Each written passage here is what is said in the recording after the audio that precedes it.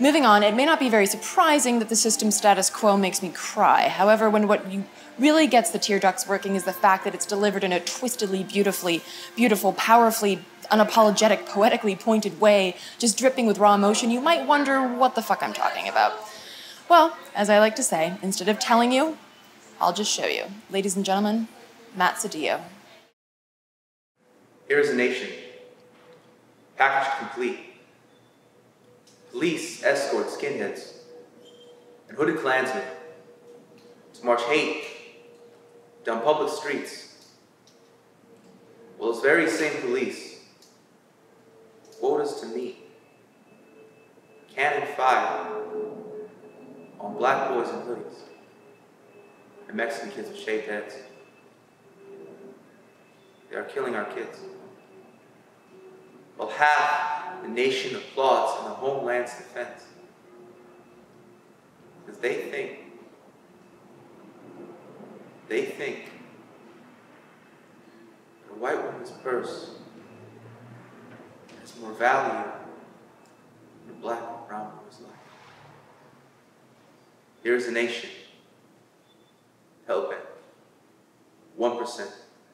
Genocide pipeline from underfunded schools to overcrowded prisons. They knew Gingrich, our kids, ain't fit for nothing but a life in and out of the system, stripped of innocence, guilt by birth certificate students. Orders before children. Children. Suspects before students. Young girls. Whores before victims.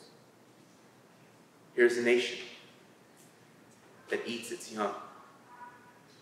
This is not a democracy. This is not a republic. This is an open-air prison, an industrial-scale plantation. Anything and everything you've ever gotten from this system as a mathematical assessment, a calculated equation set to the algorithm of the cost of doing business. Keep your hands moving, stomach consuming, mind functioning within the narrow confines of your job description, blood-soaked country, forged in genocide, built on slavery by a den of thieves, posing as Messiah, the Constitution, Thomas Jefferson, Jefferson Davis, white Jesus, Western civilization, civilized mission accomplished, manifest destiny, American exceptional, peculiar, institutionalized racist declaration, to plantation, anthem, to slave ship, the bicentennial, your back to the slave whip at the feet of Lady Liberty, the dirt poor, dead tired, huddle child, living from the popfield tenements of Ellis Island to Arizona's blood red coyote trails, the traffic in brown flesh, brick by brick, grave by grave, inch by inch, slave by slave. Here is a nation, there are its chains. Keep you in place, watchtower, overseer, agent killer, union bust, McCarthyism, patriot act, acting in interest of national defense. Which of you would stand against it? Which hunt for whistle blown? Who said that? Who did that? Which side are you on? Here is the firing squad. They killed Metacomics, they killed Tecumseh, they killed Pieta, they killed John Brown, they killed Nat Turner, they killed the Rosenbergs, killed Sacco and Vanzetti, Malcolm X, and Martin Luther King, they killed Ruben Salazar, they killed Fred Hampton. They were to kill in much the same fashion. Here are the blood-soaked fields that claim the life of Andy Lopez, Virginia Flores, Susie Pena, Mike Brown, Latasha Orange, Trayvon Martin, half the nation applauded. Here is that nation. This is not a democracy. This is not a republic. This is the state of the union. They are killing our children. We are at war. And this is a call to arms.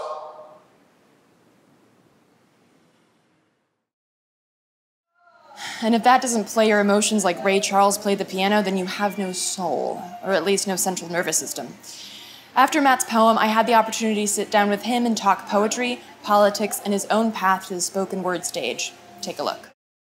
We are here with Matt Sedillo at the Cielo Gallery and Studios in downtown Los Angeles, and he just performed, and I cried, and so now that that's over and I've composed myself, thank you so much for joining us, Matt. Your poetry is intense, amazing. It's every emotion in the human register at once.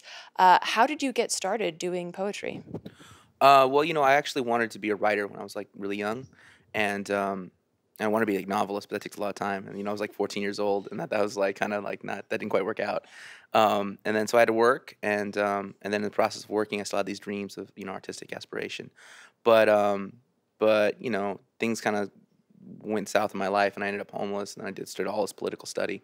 And after that, I became very serious about, like, I was going to be this, political activist and put away the dreams of being a bourgeois artist. Is ridiculous, right? And so that was my idea, right? So I was going to start writing pamphlets and doing all stuff like that. And what ended up happening was my friend, we went to May Day March, and a friend of mine took me to a poetry reading afterwards. And I saw someone doing some political poetry. And I was like, okay, I can do that. And what ended up happening was I actually made a lot of friends, and I made a lot of connections, and I got to travel around a lot. I made some slam teams. I was in the LA Times. A couple other things happened. So more and more, I just kind of loosened up, and I also just realized that, these things are interconnected, and that life is, your life is your life, and you shouldn't, like, compartmentalize these things, and that, your artistic passions and your drive to see a better world, or for me anyways, my artistic passions, the idea to see a better world, were not in contradiction with one another. So I'm curious, you said that you became homeless and then you sort of became political. Were you political before that, or did your experience as someone who's homeless really define your activism and your political stature? Well, what had happened was, before that, I was actually, I don't want to say anti-political, but I was somewhat apolitical, and I was actually I kind of had this idea that I was going to make art, and that was, like, really this hard calling or something like that.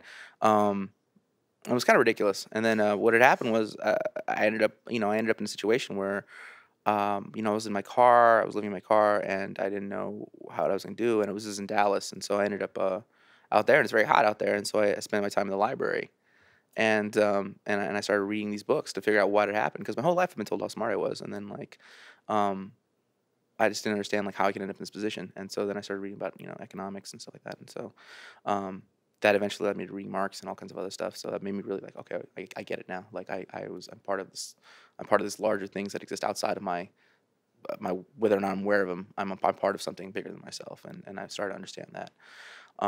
And once I got that, being, I'm kind of obsessive by nature, so I got really obsessive. I started reading, and then that's kind of how that all played out, and that's how it became politicized. And when you write your poetry, do you have a specific idea in mind, or do you just, is it something like you might be walking down the street and something hits you, you write a line, and then you build off of that?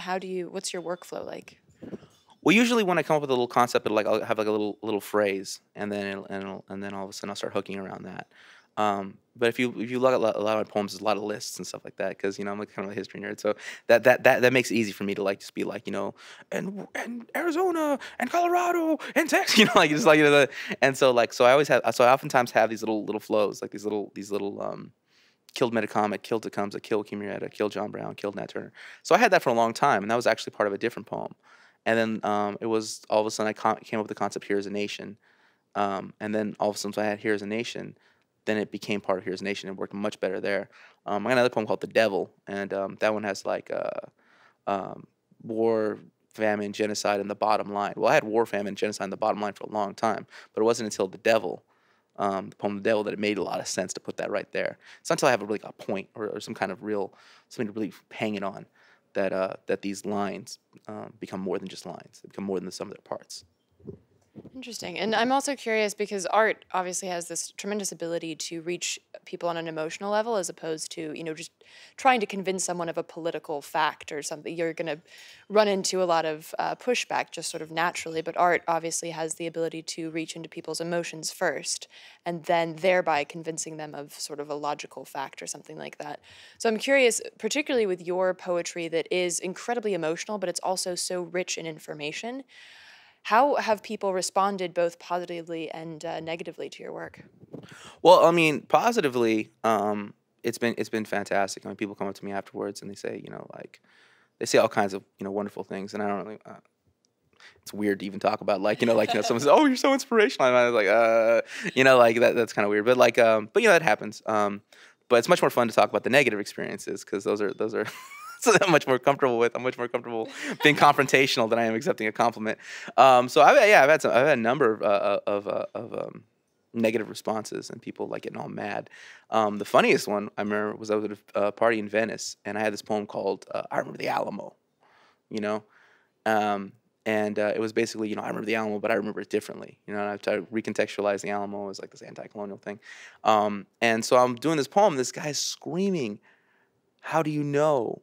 Were you there? Were you there?"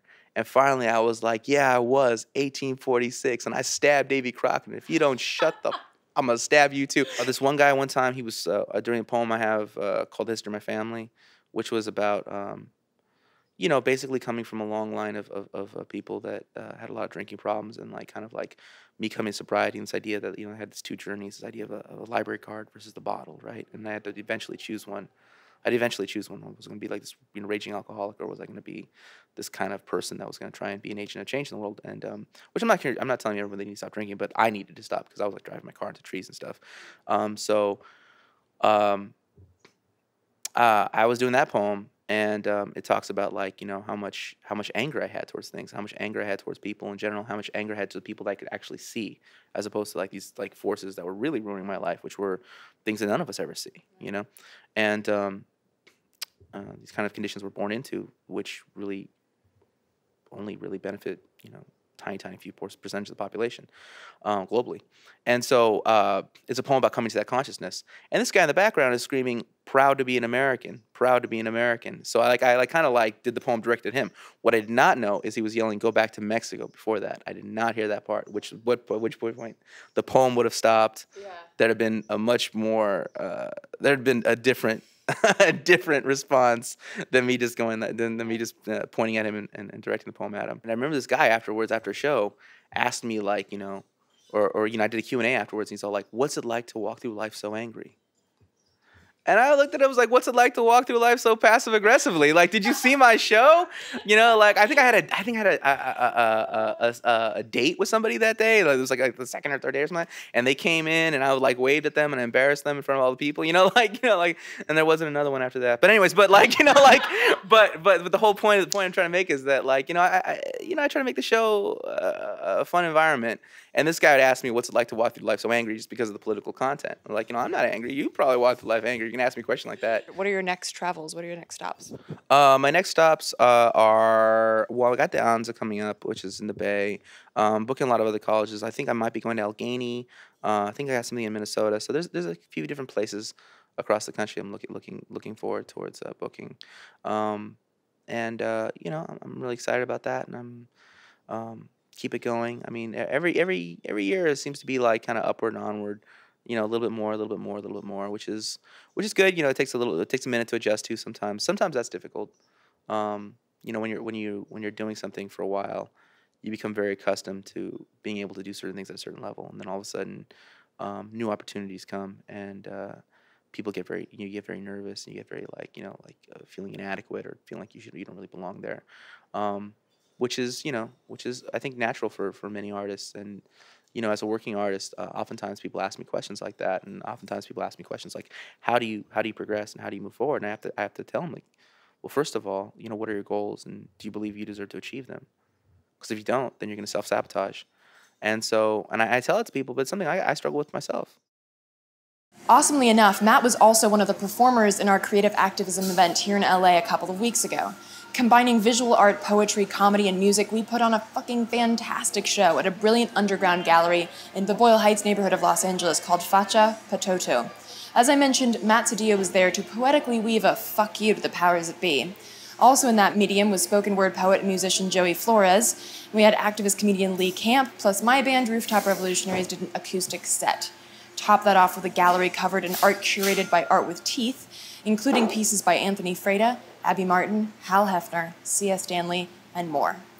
Take a look at some of the images from the event, and please, please, please feel free to take this idea and create your own. I guarantee it's one hell of a awesome and inspiring time.